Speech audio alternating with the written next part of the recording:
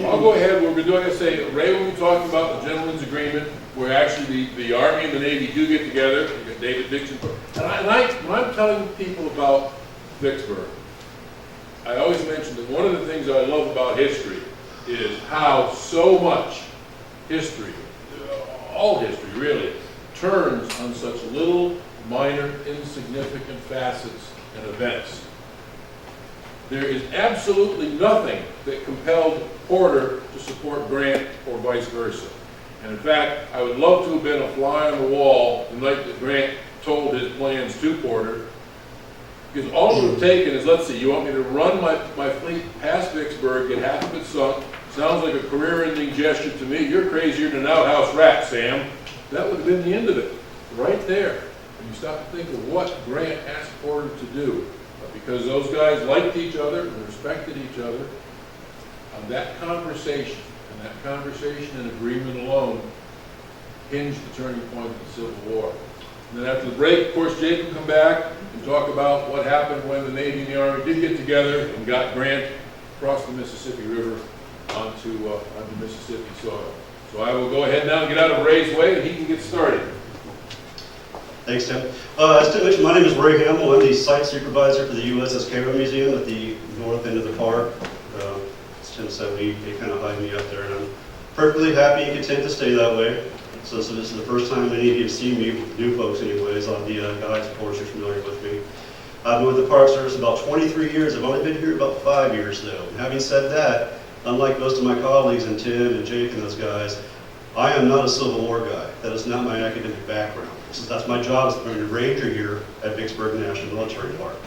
And my primary job here at the military park is to make that emotional connection between the visitor and the resource here. That's what I do. So I don't fall back on an academic background like all these other guys do. What I'll end up doing most of the time is asking them, hey, what's up with this and this? I have this question. So I'm sure guys like Mr. Connie, Joyce, and Dave back there will know a lot more than I do about some of this stuff. We're going to touch on a little bit of review. I know you guys have already gone through a lot of this, but I'm going to spend about 30 seconds on this. The political reality of the winter of 1862, 1863, leading up into the spring. Things are not going very well for the Lincoln administration. You had yet another bloody battle in Antietam in September of 1862. The Northern public's getting really tired of the bloodshed and the seeming unending tide of casualties coming back up north at our hometowns. You have the calamities at Fredericksburg in December of 1862, and of course Grant's problems here in this theater of operations with Holly Springs and Van Dorn's raid. Not to mention he has the persistent rumors following him around that he's still a drunkard and not a brilliant tactician. He even goes so far as William Stanton, the Secretary of War, Lincoln administration, sends a spy, if you will, under Dana, as a newspaper reporter down to keep an eye on Grant. Doesn't end up working to Stanton's designs in the end, however. Something else is going on abroad. The Lincoln administration is very, very worried about foreign intervention, especially France and Great Britain. Great Britain especially, because this time of the year, 1862, 1863, Parliament is about to meet again. And they're going to bring up the age-old question, do we intervene or not? Keep in mind, prior to 1863, January of 1863, this war is not about slavery. So as far as the Brits are concerned, this is an economic war between brothers, if you will. It goes so far as in the British press, you have folks that recognize the fact they're losing so much money, so they're trying to get the Southern crowds coming back into Great Britain for the textile merchants.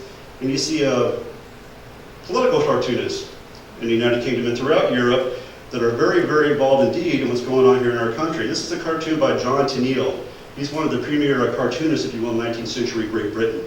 The name of this one is Abe's Last Card. And what's going on here is you have the powder keg of war down there. That's a British soldier off to the left. But Abe's throwing down the card of emancipation, the Emancipation Proclamation in January of 1863. This changes everything. Now it's incumbent upon Grant, from Lincoln to Stanton, down to Halleck, down to Grant, and to his subordinates. It becomes their raison d'etre, if you will, to go ahead and turn things around. Things aren't going well out east, things aren't going well here, so he has to make a difference. And that's where we take up our story here for the Bayou operations, or the Bayou campaigns, if you will, for 1863.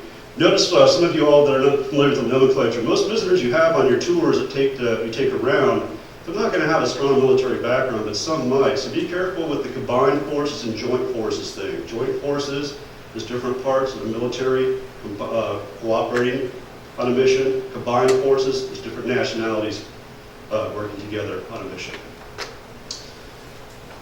Okay, so here we are. This is a kind of a condensed and simplified version of our theater of operations here in the Western Theater of winter of 1863.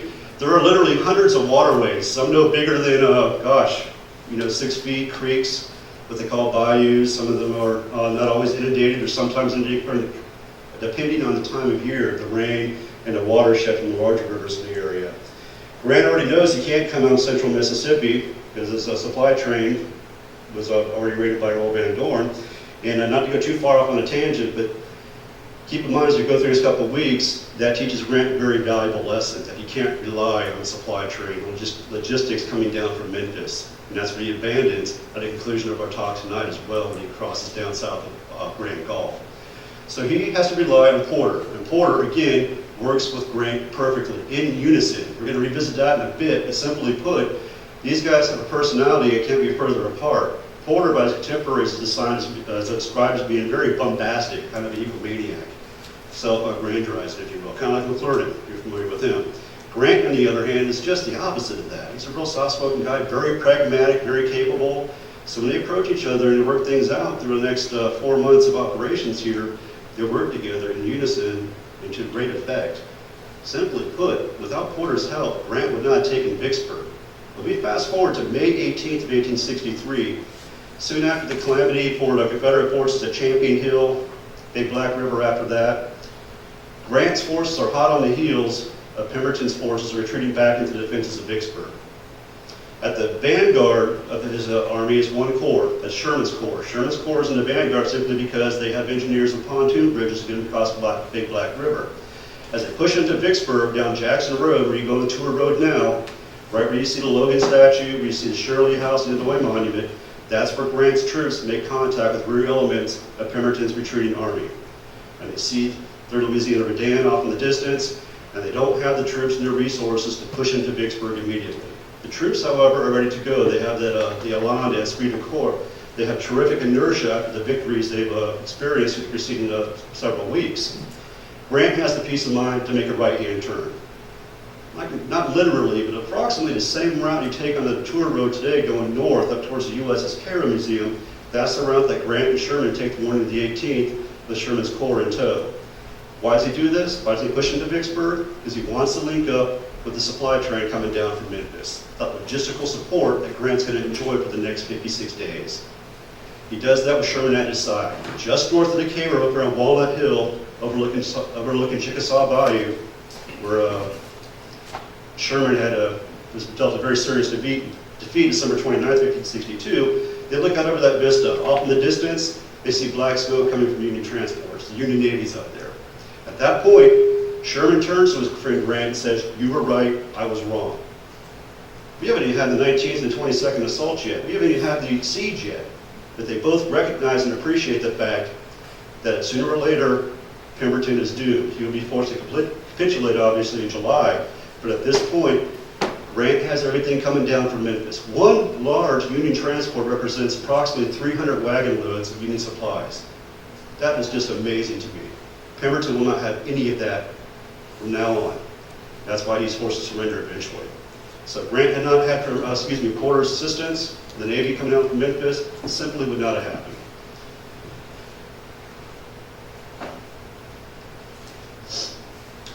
Okay, so the first in our a series of Grant experiments is going to be Grant's Canal. You can't see the top of the page, I apologize. On the computer monitor here, it's displaying quite nicely, but we're going to miss a couple things up top. They're described in Grant's memoirs as a series of Grant experiments.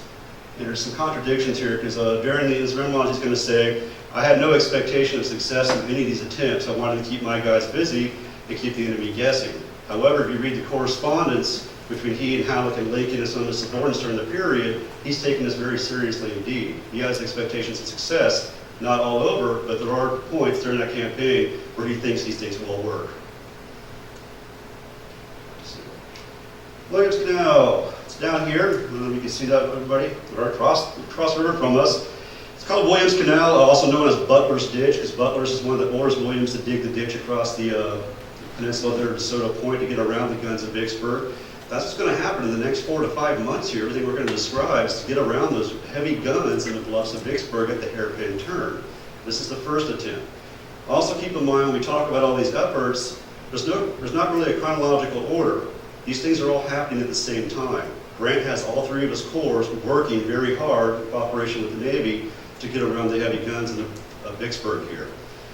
In the summer of 1862, 1,400 troops under the direction of Brigadier General Thomas Williams attempts to divert the waters there by digging a ditch, 6 foot deep, 6 foot across. Primarily troops from up north in the New Hampshire, Connecticut, and Minnesota area.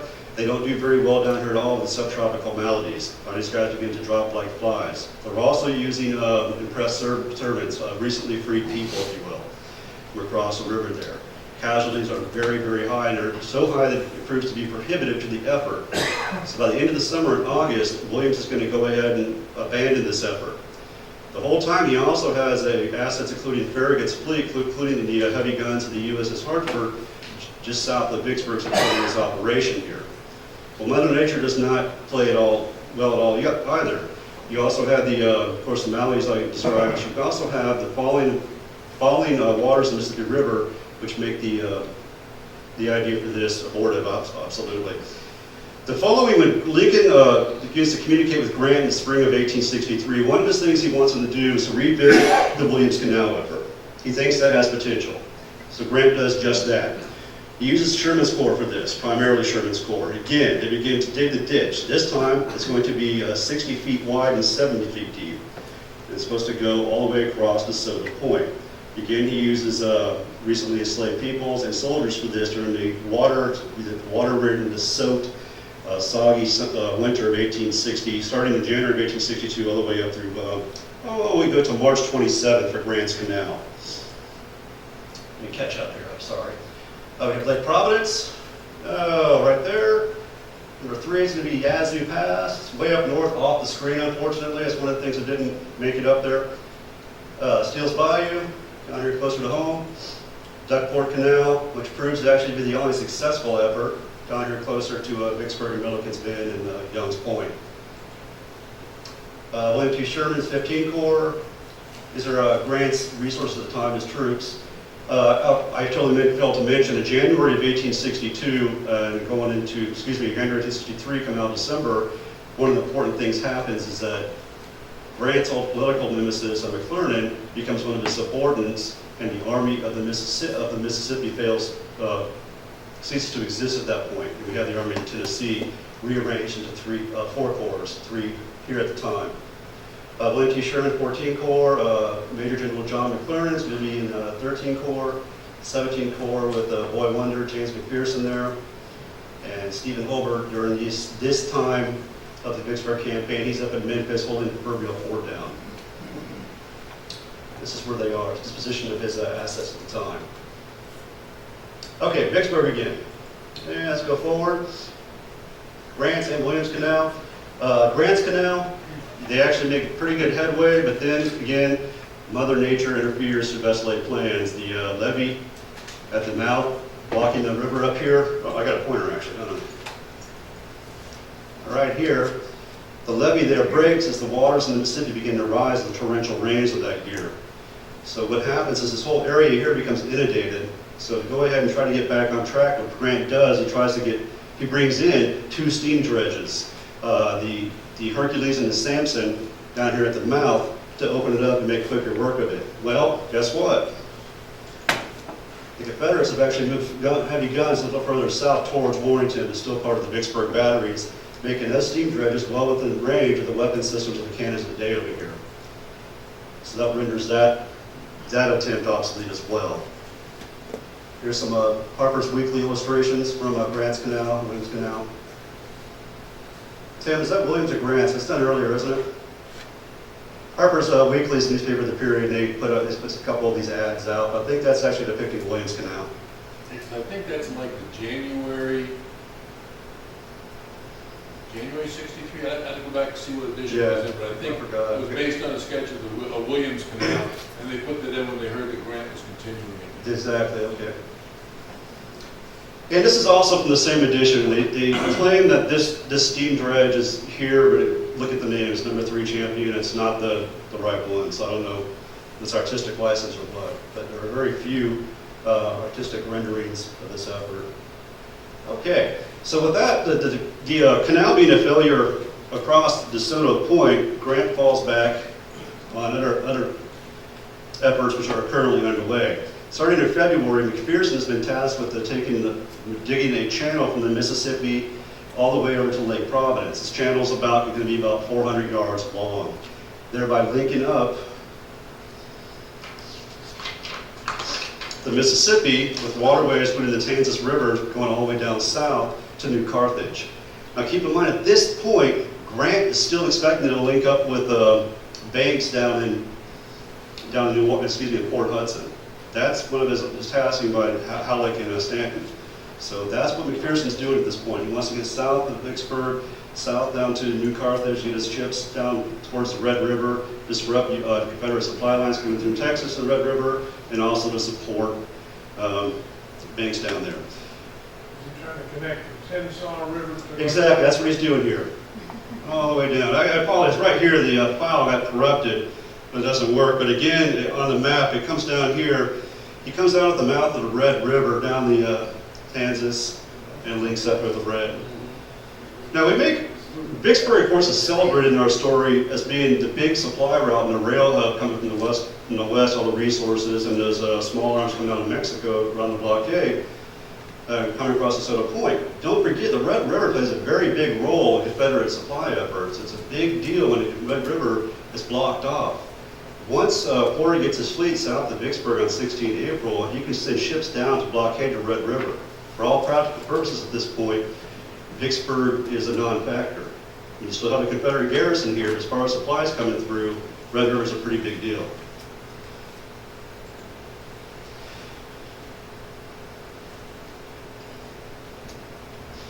Now what happens with the Lake Providence Canal is it is successful. McPherson actually manages to get one tug to navigate the entire 200-mile route down south, but Grant does not have enough of what they call Ohio-class steamers to transport his troops in this theater of operations. So this too proves to be abortive. At the same time, we got the Yazoo task expedition, which starts shortly thereafter, and that's going to be more elements of McPherson's corps operating up in the northern theater of operations here. It begins February, goes to April 1863, and it's also an effort to link the Mississippi to the Yazoo River. Now, backing up, I don't know if you guys have already visited this, the guns that we have just north of Vicksburg are a real big thorn in Grant's side, so Haynes Bluff and all that has to be taken. So this is the idea to come north of Vicksburg, come down the Yazoo, take Haynes Bluff, and push into Vicksburg from the north one last time. This is done by blowing 2 levees up at Moon Lake on the Mississippi River. There'll be a third one blown a little bit later on, 2 weeks later after the effort begins. Gosh, I wish I was displaying, I apologize. You're going to have Porter's Mississippi Squadron that's involved in this. Porter is not there as part of this effort, however.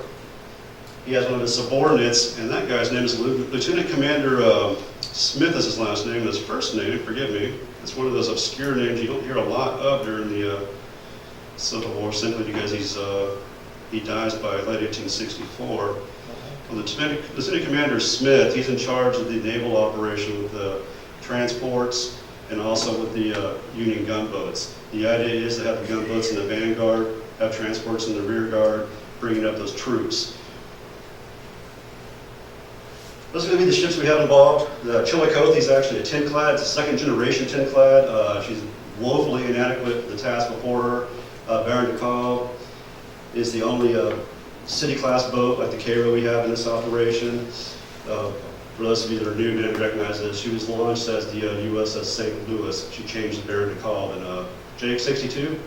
Yeah. 62, yeah. The Rattler, she sees a lot of action in this theater of operations, including some early stuff around Vicksburg 62, Memphis, and Fort Hindman up at Arkansas Post.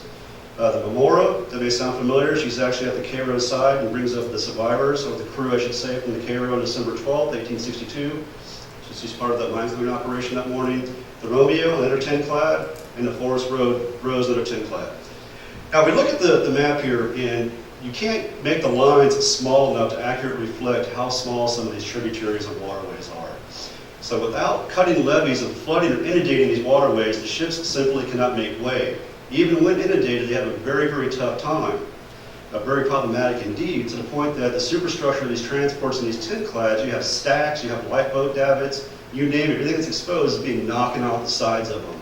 They take a lot of damage. Now, I think I have a couple pictures here to go ahead and reinforce that point. Let's keep going here. That's the actual route. That's the intended route. All the way down towards Haynes Bluff and Vicksburg. But you see Fort Pemberton down there? That's what stops the expedition. When it starts out, then Pemberton, Porter, nor Grant, and Sherman, McPherson, nobody on the Union side recognizes the fact that Fort Pemberton is there. It is a very, very hastily constructed earthen fortification with cotton bales and 7 heavy guns, including a 32-pound rifle. That's under the command of William Wing Loring. And Loring's a colorful character. We'll photo of him in a second. But he doesn't get along with pretty much anybody in any theater of operations. He starts his career out east, doesn't do too well with Jackson over there. He's sent out west, or requests to come out west. Here is no better. He butts heads with Pemberton continuously. And in Civil War history and in the, back of a better word, legend, we always have these little things, well, this guy did that, this guy did that. Loring can be argued, I don't want to take this literally, but you may understand what I'm trying to say here. Loring could be the guy that actually lost the Civil War for the Confederacy. There's an old 19th century historian, I think it was Creasy, that said, so goes Champion Hill, so goes Vicksburg. So with the fall of Champion Hill, Vicksburg was going to fall eventually. That's what the point he was trying to make. With the fall of Vicksburg, of course, some believe the Confederacy was going to lose the Civil War. If you go all the way back a little further, you can say, well, Loring on the afternoon at about 2 p.m. during the Battle of Champion Hill, he refuses orders to reinforce from Pemberton. Bowen's guys are holding back Smith's brigade. So when he fails to reinforce his Confederate colleagues there, they're soon overrun by Grant's army and pushed back to Vicksburg. He ends up linking up with Johnson. And he survives the war, and he goes on to actually work in Egypt after the war. He's buried in St. Augustine, Florida, of all places. So at Fort Pemberton, they come up against the heavy guns there, and this is where things begin to fall apart. Smith is not well liked or doesn't have the confidence of his subordinates.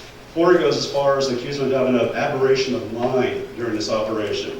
He's going crazy, in other words, loses all composure, begins to issue incoherent order as soon as he makes contact with Confederate forces at Fort Pemberton there.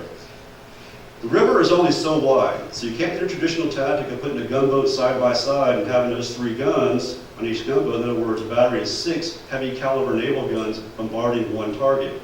At this point, they had a Chillicothe in the front with her 2 32-pounders. Well, the 32-pound rifle at Fort Pemberton makes short work of the Chillicothe. She retreats as it does with the Baron McCall. They tried 2 separate assaults on the fortification. Both proved to be disastrous. Heavy casualties on the Union naval personnel. Now, we have some other interesting individuals involved in this effort. Let's take slide number 9. You see all the stuff in the superstructure? You got stacks there and supports. It's all just ripped off the ships. Now, the topography has changed, of course, since then. We're talking 151 years later. If I can get this right. The fort was right in here, of course. That's a squarish or rectangular fortification with the guns this way commanding the approach of the river here. Now, just out in front of the river, they blocked one of the passes with the wreck of the Star of the West. Anybody recognize that name? Yeah, Star of the West is this is a really neat story. She's actually involved with reinforcement of Fort Sumter before Fort Sumter falls, and she's sent back when the Confederates fire on her. Well, later on, she makes her way down to Galveston Bay, Texas, after hostilities commence, and she's captured by Earl Van Dorn's forces. She then finds her way to New Orleans. When New Orleans falls, the base is 62, she's brought up north to Vicksburg. And then when Vicksburg sees Farragut's fleet coming, story goes, she's loaded up with currency and gold and taken up up here to this area, where she's later sank as a blockade to keep the Yazoo River blocked here. Tell that church, excuse me. With all the gold in it? No, that was all taken off way before that. To go up there next? Yeah, I thought that was a pretty cool story though. It's like this ship that plays such prominent in our nation's history is right up there underneath a plantation or a cotton field now. Now during this, we have some more, what's going on with Loring's career. You've ever heard the old blizzards? Nom de guerre, the name of war given to Loring. During the bombardment, the exchange, and the counter-battery fire, Loring is said to have been up on the parapet yelling at his troops saying, "Give them blizzards, boys." In other words, he's laying down counter-battery fire. And he ends up bestowing upon himself, mind you, the name of old blizzards, which sticks with him throughout the remainder of the war. Now Smith is actually relieved of duty on March 11th. And in his place, one of his subordinates, the captain of the Chillicothe, actually takes over. His name is Foster. Foster takes over command, and during this period, they try to have one more go at the fort. This time, let's see what's going to come up. Right over in this area, it says Union Cotton Vale Battery Site. That's where we have one of the really interesting subordinates, one of Grant's lieutenants, if you will. He's way down the food chain at this point in his career. He's only a lieutenant, but he's a very, very capable engineer. And he's one of the guys who gets things rolling on the Bayou expeditions. And he offloads 3 Napoleons in this area and begins trying to silence the guns at Fort Pemberton.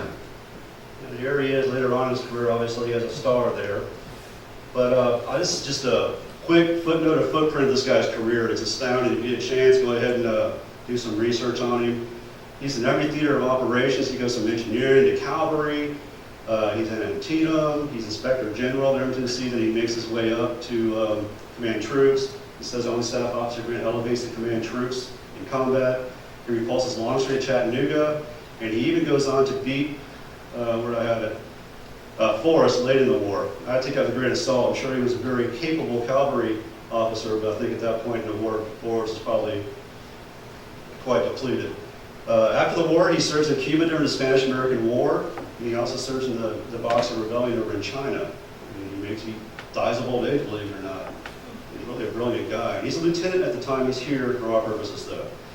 That night, when Grant is watching the Polish fleet run past Vicksburg April 16th, he's on the deck of a steamship. At his side is his wife and his 2 children. One of his boys is sitting in this guy's lap.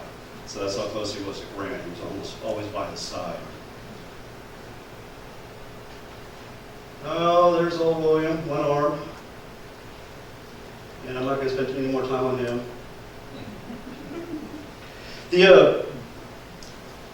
The Yazoo Pass expedition proves it especially harsh for Porter's fleet. Porter's not there, so he second guesses what's going on during the operation the whole time.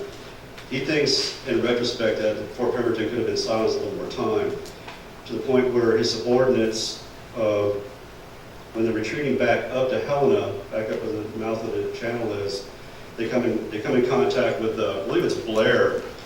Let me make double sure before I tell you guys the wrong thing.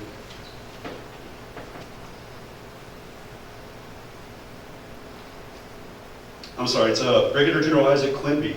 They come in contact with Quimby. Quimby's coming down from McPherson under McPherson's order to see what's going on with the operation. He's the senior ranking officer on scene when the 2 forces make contact. He takes over the operations. Tracy's got to turn around, give him another shot. I want to see for myself what's going on down there. So yet again, they try to take Fort Pemberton. The same thing happens.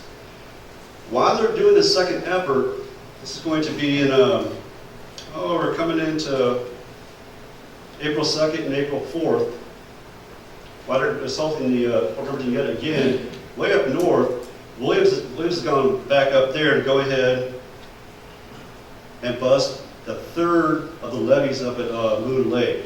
Because they're thinking if they can get more water to come down, they say actually literally 2 more feet of water, they're believing they can flood out Fort Pemberton, much like what happened at Fort Henry and Fort Donelson in '62. That's the plan. Next was going to be the Steele's Bayou expedition, or Steele Bayou expedition. I hear expressed both ways. This is a really interesting one. This is where you have Porter actually in command. He's actually conferred with Grant, gone as far to take Grant up Steele Bayou several miles and show him that it can be done. Grant agrees, they'll give it a shot. And the idea for the Steele's Bayou expedition is just pretty much the same as the Yazoo Pass expedition. This is going to be March 14th and 17th. After learning that Pemberton has sent reinforcements to Grenada, from Grenada to Greenwood, he's very, very eager indeed to get up there and take Haynes Bluff and Fort Pemberton in particular. He wants it out of the way, he wants it out of the rear of operations. And the supplies coming down from Memphis especially. The route of advance is described as torturous. That's how Pemberton puts in his after-action report. I'm going to paraphrase it a little bit. He goes from the Yazoo River to Steele's Bayou. We're going to do this real quick. That's going to be Sherman's troops. We're going to revisit that. Here they go, Steele's Bayou. They cut a channel across, go up Deer Creek, down to Rolling Fork, and the idea is to come out on the Yazoo. Now they end up traveling over 150 miles on this very circuitous route, and they're going to pop out north on the Yazoo, just 20 miles further north than where they started. So that's a lot of work to get that far. That's just amazing to me. Are those little things like this, are those palisades? Those little... Oh, the eyelash looking things? Yeah. No, those are, that's going to be Walnut Hills, that's going to be topography, that's going to indicate high ground. So that'll be the high ground which goes down to the flatlands, to the delta, off to the west and northwest here in this case. Now the route advance toward from the Yazoo River to Steele's Bayou, both deep and navigable. Steele's Bayou for 40 miles to Black Bayou, which he describes as a stream. Black Bayou to Deer Creek, which he describes as difficult and shallow, understatement. Deer Creek for 30 miles to Rolling Fork to the Sunflower River for 50 miles, and then they finally pop out in the Yazoo River, so they're hoping to. This will bring Porter's fleet just 20 miles up the Yazoo from where he had entered Steele's Bayou. 5 ironclads, all Eads boats, all city-class boats. Going to have the Carondelet to Cincinnati, to Louisville, the very unlucky Mound City, and the Pittsburgh. 4 tugs, 4 motorboat boats to shell Vicksburg from the rear. 2 days later, the plan is to have transporters arrive to take Sherman's troops right up behind them to take the high ground. Among Sherman's assets, again going back to what he has at his disposal, is he has engineers worth their weight in gold in these Bayou expeditions. So they can build bridges, they can build corduroy roads, they can remove trees or obstacles that the Confederates lay down across these rivers. So they're a very, very important asset that Sherman has at his disposal. So he has those guys with him. Let's see if we can go a little further here. So here's Sherman over here, just across the Milliken's Bend. That's about a mile march from the Mississippi River over to Steele's Bayou. So the idea was once transports arrived, he'd make his way up and support Porter and his fleet. Well, the transports do not materialize. They do eventually, but it's much too late. In the meantime, what's going on? Again, Porter's fleet is being damaged by these little overhanging trees. Not to mention the Confederates are out there using a lot of this plantation slave labor from the region, and they're chopping down trees behind them and in front of them to trap Porter's fleet. So what we have here is a very, very real possibility of the U.S. Navy losing the bulk of its naval asset here in the theater of operations in one foul swoop. If he loses these gunboats, for all practical purpose, the Porter's fleet is decimated. So has transports, so has 10 clads. He still has 2 large ironclads, but the Eads boats will be out of the picture definitely. As they proceed up the river, what the Confederates begin to do, especially in Deer Creek, is they begin to burn the bales of cotton, some 6,000 bales of cotton on the side of the river. Now keep in mind that these rivers are very, very narrow and deep, just enough room for one boat to make it up. The Eads boats are about 55 feet in beam, 52 feet across. So that's about how wide these rivers are, some cases a little bigger. Excuse me. And they can see the flames and the smoke off in the distance, and they finally get up on these bales of cotton, which essentially burn between 3 or 4 days. The fire is so hot that the guys inside the ships are actually dousing themselves with water so they won't singe. And even after they run past these bales of cotton, there's some damage from the heat, terrific heat, given off by these fires. And I wasn't here, but I caught part of the video on Tim's lecture about the economic value of a bale of cotton in modern day terms. Up $4 grand, Tim? Is it $4,000 or $6,000 for a bale of cotton? $400 in the 19th century, but it was going between $800 and $1,000 a bale in 1863 money. So Yeah. that's. That blows my mind. Here they are, the torch and 6,000 bales, right there. Obviously a government project. So, right up there on the rolling fork, when they're getting pretty close to success of getting onto the Yazoo River, they have a tugboat in the lead. Why do they have a tugboat in the lead? Well, she has a deck howitzer. And the deck howitzer is very valuable in this case because the tugboat does not draft much water. Keep in mind that a city-class boat, Needs boat, only drafts 6 feet of water. So Needs boat's having a problem navigating this portion of Deer Creek right here, Rolling Fork. That's saying a lot about how shallow the water is there. And they said at some points they're even coming up on willows. The Cincinnati's the next ship in line after the tug. And the Cincinnati actually gets stuck early on willows. But a little bit later on, at this point where she's up on the Rolling Fork, she again becomes stuck on the willows and does not budge. And there she sits, and there's a very real possibility of being overrun. Porter actually goes so far that night to order his troops to keep the lights out, to sleep with their guns, go to half rations, to keep the ports closed, because Confederate sharpshooters are so close in on each side of the ship, and they're taking pot shots at the gunners and other naval personnel on these ships. So he understands the real, very real possibility he's going to lose his command of his vessels here. At which case they would unplug the sea cogs and detonate these ships and scuttle every single one of them, lest they fall into Confederate hands. When he's doing this, and when he's giving these orders out, he remarks, so to say again, we weren't there, he remarks, I get $50 to get a telegram to Sherman to bring his troops up right now. In other words, to hurry up. That's again another understatement because in the, Sherman's memoirs, he recollects this being a much more colorful letter from Porter. It's not that understated.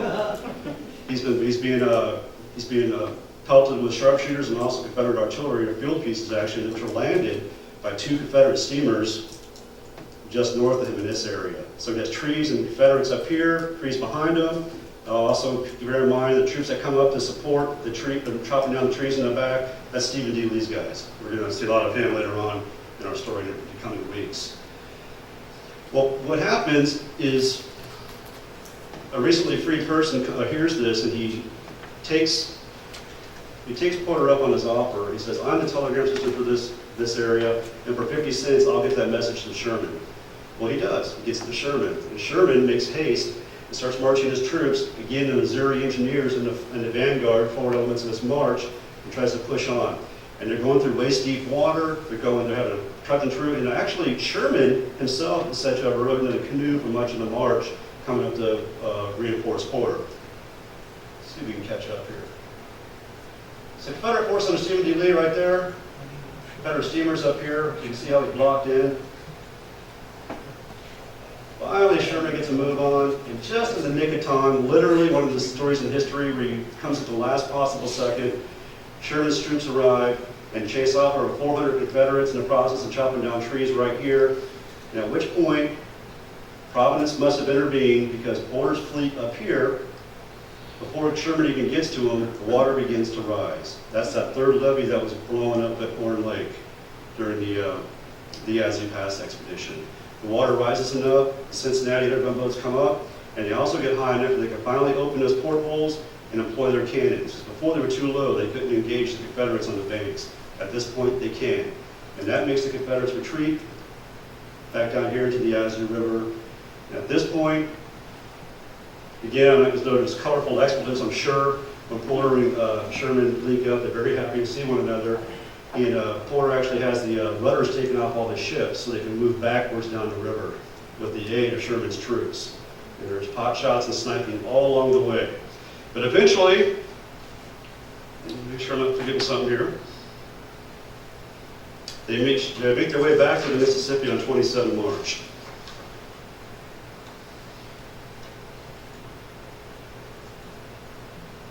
That's the Duckport Canal. Duckport Canal is another attempt to get down to New Carthage. It also proves to be successful, but again, down the transports and small transports to get his troops south. That's going to be primarily McPherson's guys involved in that.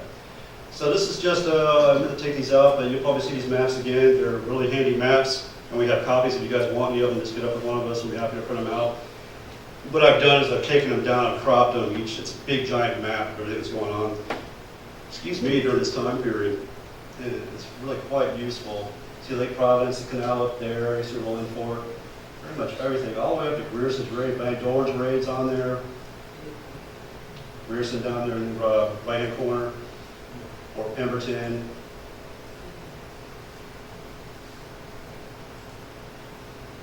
And, okay, that brings us to April. Both Porter and Grant are very frustrated by this point. They tried everything they think they can try. At this point, finally, Grant is hatching his plan. Sherman and Porter initially both say no, it won't work. Sherman's steadfast in resistance. He doesn't lend voice to his resistance or his doubts of Grant's plan. Like I said earlier, when he gets here to Vicksburg on 18 March, he turns to his friend and says, "You were right, I was wrong," because he'd been writing letters home to his wife during this time period. I think it's a mad idea. I don't think it's going to work. He had thought about going back up to Memphis, regrouping and pushing back south again. That was Sherman's idea. But the idea Grant had, of course, was to get around south of Vicksburg and get onto Mississippi soil. Preparations included, except for the occasional appearance by one of Porter's gunboats up here on the northern bend to shell the city and to see what's going on in Vicksburg, kind of a reconnaissance, armed reconnaissance. Grant's troops have been very, very quiet indeed. So have Porter's sailors and his ships. The Confederates don't see much action here. So during this time period, in late March and early April of 1863, Pemberton erroneously assumes that Grant's troops are going back up to Memphis to regroup. What he's seeing is about 2,000 troops under command of Ellet's Marine Brigade, his Rams, go back up to Vicksburg in early April. And he assumes right away, well, there goes Porter's fleet, here goes the Army, I think we're going to be good for a while. The mood here in Vicksburg in April is relatively relaxed. As a matter of fact, on the night of April 16th, there's a ball scheduled here in Vicksburg. And so all the officers will actually be there when the fleet runs the ball. That's going to be William O. Watt's house. Some of you folks are around, where's Watt's house, you know? Anybody know where William O. Watt's house is? The Watt's house in Vicksburg, David? No, I don't know. That's curious too, it didn't ring a bell to me. How do you spell it? Oh, William O. Watts, W-A-T-T-S. Okay, the preparations to make the run past the batteries that night. First off, there's the interpersonal communication. This relationship he has fostered with Grant throughout the preceding months is just phenomenal. I mean, like as Tim talked about in his introduction, imagine being asked to do this. I mean, it's mad. Why would I send my fleet south of Vicksburg? But he agrees to do it. But he also says, one caveat, I'll bring my boats south of Vicksburg with the understanding that once I'm south of the city, I will not go back up north of the city until the city falls. About 9 knots with a city-class gunboat under full steam with the current. Excuse me. That's as fast as I can go. Against the current, you're talking 3 miles per hour, 3 knots. You can walk faster than that.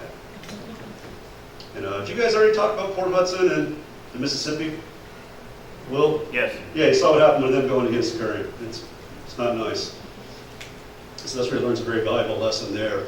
What Porter's done to get his ships ready is around all the engineering compartments and the machinery apparatus, all that good stuff. He's put wet bales of cotton and timber on those areas.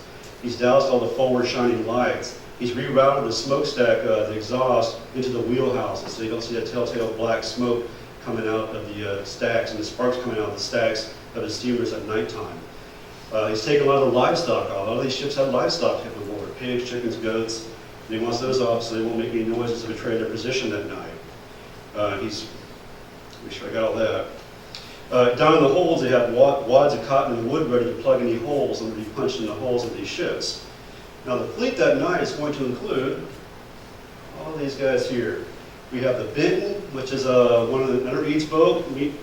Keep in mind when you visit the carrier with your visitors, there are 7 city-class boats built by Eads.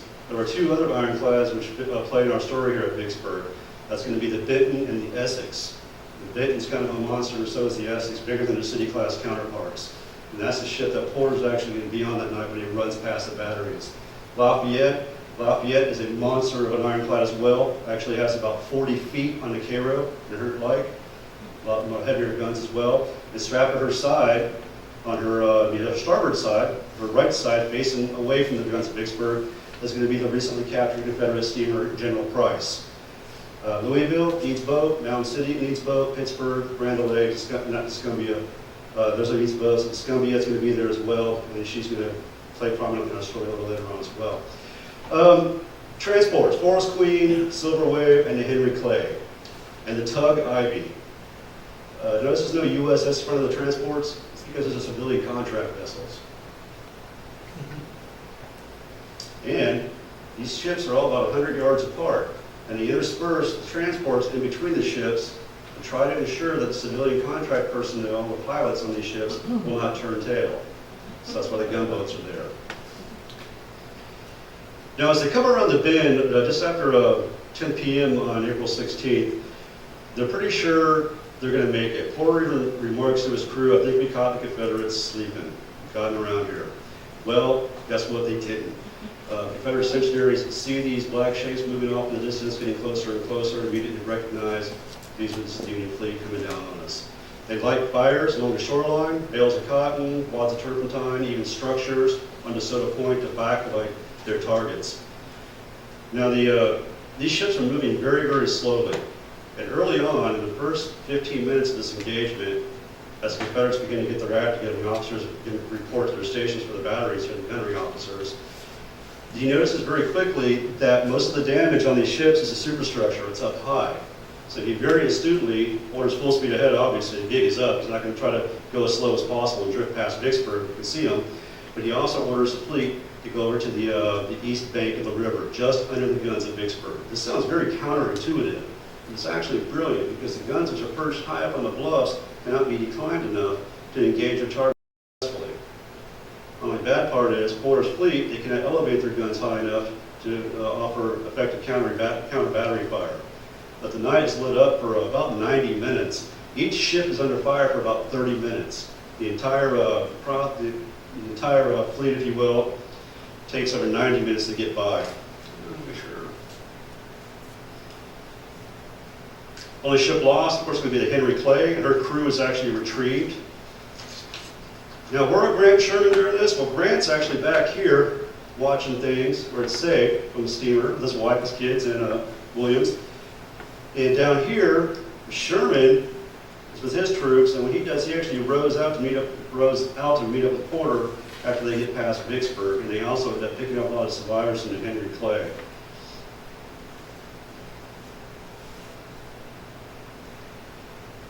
They repeat this attempt on April 22nd. The attempt was to get 60,000 rations south of Vicksburg on transports. There are no gunboats in this attempt, however, and they end up losing yet another vessel in the April 22nd one past the batteries. Again, Grant has the Van Dorn raid fresh in his mind. He wants to make sure he has enough supplies and rations with the troops before he attempts any foray into Mississippi south of Vicksburg here. How are you on time? Can't see my clock. All right, Will? 7:20. Oh, we're close. Now, at 2 a.m. the night of the 16th, Grant actually rides south to New Carthage here to meet up with Porter, elated that they're finally south of the city. At that moment, he begins to issue orders from McClernand and McPherson to move their troops south, along with several, the better part of Sherman's corps to start moving south on the Louisiana side. He's kept, I think it's one-third of his corps in reserve. He's going to have a feint on Snyder's Bluff north of the city to keep Pemberton guessing.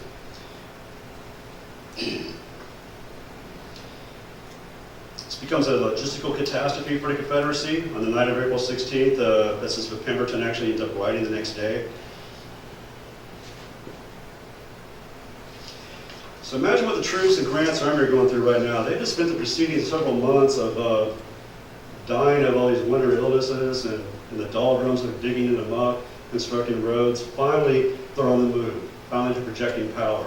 They're still building corduroy roads, about 77 miles worth, as a matter of fact, on the Louisiana side of the river. But these guys are on the move and they're making contact with elements of Pemberton's army. There's going to be some of Bowen's cavalry from Grand Gulf that have crossed over. They're making contact with McPherson and McClernand's forward elements. And during this time, probably the most important thing to take away from this effort here, I mean, as far as combined forces, this is pretty spectacular stuff, just the mechanics of getting the fleet south of Vicksburg. But what's important here is Pemberton's confusion. He writes letters back to Richmond and informs Johnson that he's convinced that Grant's moving back north. Even with the running the gauntlets, he thinks it's a small attempt. So he informs Davis that Grant's forces are being withdrawn to Memphis to reinforce Rosecrans at Chattanooga. 2,000, that was actually 2,000 men under Marine Brigadier Mellett. And what happens here is Johnson actually orders Pemberton at this point in April to send 2,000 troops to reinforce Bragg in Tennessee. That's the confusion here. These guys will, the dynamic or lack thereof between Johnson and Pemberton during this very, very important time. So you have nearly 8,000 troops combined leaving leaving Pemberton. They're recalled, but they will not actually arrive back here around Vicksburg until 22nd of April. So that's several days he loses. And that's also several days he does not offer resistance or send troops south to counter Grant. Bowen actually goes as far. Bowen, by the way, is a very, very capable officer, West Point graduate, probably one of the best officers, combat officers that Pemberton has in his army. He sends back reports to Pemberton saying, I think something's happening in Louisiana. We're seeing more and more Union troops over there. We're having more and more contact with them. I think this is where it's going to happen. I'm requesting help. Well, he doesn't get any help, obviously.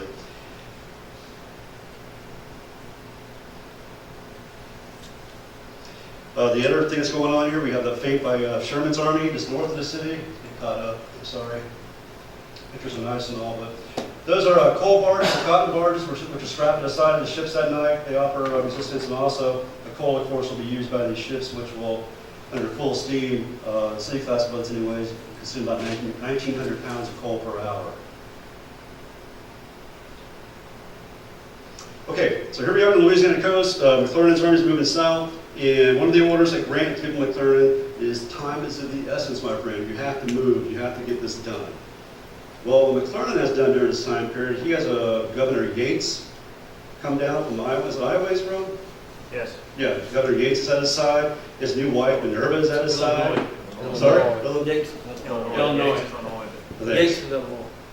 Yeah, he has a politician at his side. He has reporters at his side. He has his new bride at his side. And he's been ordered by Grant, quite literally, in a direct order to leave all necessary accoutrement and baggage behind at Milliken's Bend and push on south with undue haste. Okay, Grand Gulf. This is the last major Confederate bastion for our Vicksburg story anyways. Port Hudson's still down there, that's broader.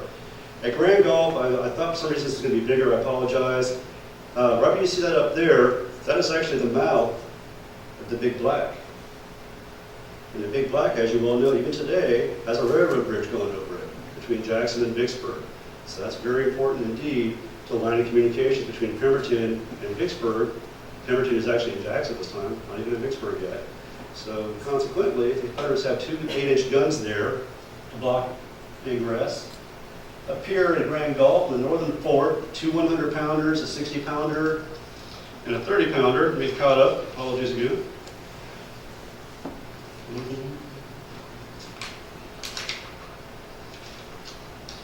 Okay, so you have two forts there at Grand Gulf. Fort Coburn, is that right, Coburn or Coburn? Fort Wade. 40-foot thick walls, earthen fortifications are up on a bluff again. Porter even goes as far to call this literally the most dangerous spot in the Mississippi. I don't know if it's really true, because Vicksburg was the most dangerous spot before that, and all of a sudden this one is.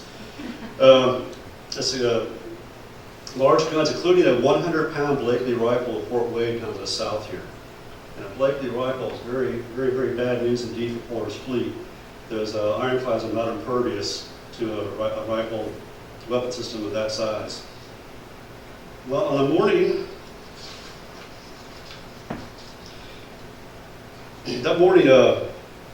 what's going on? This is the copy point here. Over here, McClernand's supposed to have all his transports ready to go at 8 a.m., 0800 that morning, and ironclads will come around here, bombard the Confederate fortifications. Once they're silenced, McClernand's fleet will come around here, and they will land south of Grand Gulf. That is the idea anyways.